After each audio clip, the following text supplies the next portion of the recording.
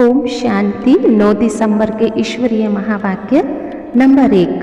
तुम कर्म क्षेत्र पर आए हो पाठ बजाने, तुम्हें कर्म जरूर करने हैं। आत्मा का स्वधर्म शांति है, इसलिए शांति नहीं मांगनी है, स्वधर्म में टिकना है। नंबर 2। शिव बाबा सब कुछ जानते हुए भी हमें पहले नहीं बताएगा कि कल क्या होने वाला है। अगर वो पहले ही बता दे तो ये ड्रामा रियल ना रहे। और दूसरा, हम उसी की चिंता में लग जाएंगे और शिव बाबा की याद हमें भूल जाएगी। नंबर 3। अंत समय में बहुत दर्दनाक सीन देखने को आएंगे, उसके लिए हमें बहुत परिपक्व बनना है, महावीर बनना है। अवस्था भी बड़ी अचल अडोल चाहिए। किसी भी परिस्थिति में अगर अवस्था हिलती है तो उसको परिपक्व नहीं कहेंगे, महावीर नहीं कहेंगे। नंबर 4।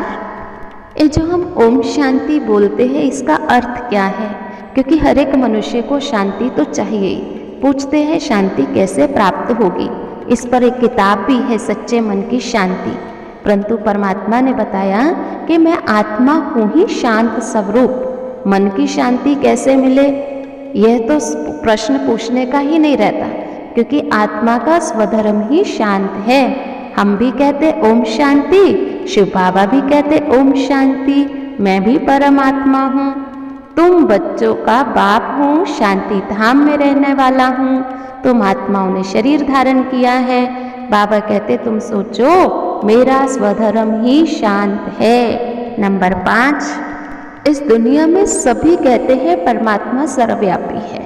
अब रॉन्ग क्या है, राइट क्या है, यानी झूठ क्या है, सच क्या है, ये बच्चों को शिव बाबा ने समझाया।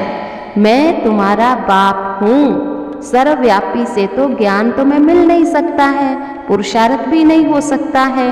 मैं सर्वव्यापी होकर के क्या करूँगा? मैं तो मालिक हूँ। भगवान तो कभी पतित होता ही नहीं है। तो बुद्धि से जज करो राइट क्या है। नंबर 6। जब पतित बनते, विकारी बनते तो बुद्धि से ज्ञान ही उड़ जाता है, योग नहीं लगता है। पाप कर्म होते हैं ना, तो योग में भी विघ्न पड़ते हैं। इसलिए ध्यान देना चाहिए कोई भी पाप कर्म ना हो।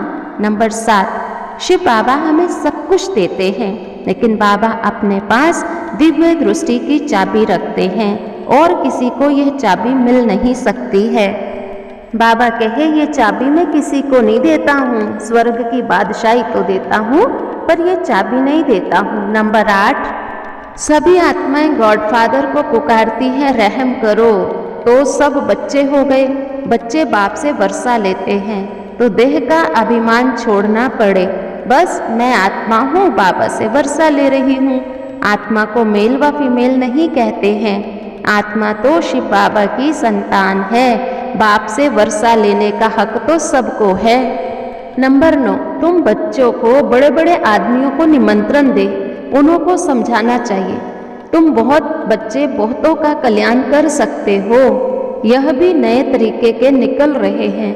अंग्रेजी में भी प्रोजेक्टर स्लाइड्स वलायत में भी जाकर के दिखला सकते हो। तुम नए तरीके से सबको समझाओ तो उन्हें समझ में जरूर आएगा। बाबा कहते बच्चे मैं हूँ सच्चा रूहानी सर्जन। सच्चे डॉक्टर ऑफ फिलॉसफी भी तुम ही हो, क्योंकि रूहानी सर्जन के बच्चे हो, रूहों को इंजेक्शन लगाते हो। नंबर 10।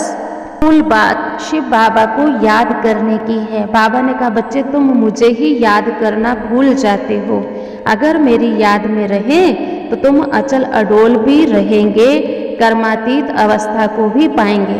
तो अपना चार्ट देखना चाहिए, कभी भी संशय बुद्धि, पढ़ाई नहीं छोड़नी चाहिए। आज का वरदान, मनसा वाचा कर्मणा और संबंध संपर्क में पवित्रता की धारणा द्वारा परम पूज्य भव। पवित्रता सिर्फ ब्रह्मचर्य नहीं, लेकिन मनसा संकल्प में भी किसी के प्रति नेगेटिव संकल्प नहीं हो। बोल में भी कोई ऐसे शब्द ना निकले। संबंध संपर्क भी सबसे अच्छा हो। किसी में जरा भी पवित्रता खंडित ना हो, तब कहेंगे पूज्य आत्मा। तो पवित्रता के फाउंडेशन को चेक करो, सदा स्मृति रहे मैं परम पवित्र पूज्य आत्मा इस शरीर रूपी मंदिर में विराजमान हूँ। कोई भी व्यर्थ संकल्प मंदिर में प्रवेश नहीं कर सकता। स्लोगन: अपने भविष्य को स्पष्ट देखने व जानने के लिए संपूर्णता की स्थिति में स्थित रहो। स्वमान: मैं परम पूज्य आत्मा हूँ।